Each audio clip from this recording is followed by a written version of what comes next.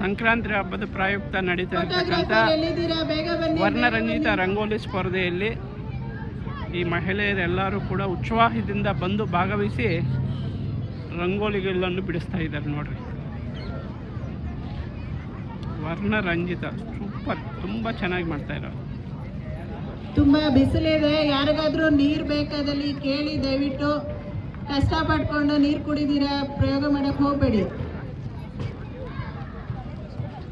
ಎಲ್ಲ ವರ್ಣರಂಜಿತವಾಗಿ ಬಿಡಿಸ್ತಾ ಇರ್ತಕ್ಕಂಥ ರಂಗೋಲಿ. ನಿಮ್ಮ ರಂಗೋಲಿ ಕೆಳಗೆ ಎಲ್ಲರೂ ನಿಮ್ಮ ಹೆಸರುಗಳನ್ನ ಬರೆದು ಹೋಗಿ, ಯಾಕೆಂದ್ರೆ ನೀವು ಏನ್ ಹೆಸರು ಕೊಟ್ಟಿರ್ತೀರೋ ಅದ್ರ ಮೂಲಕನೇ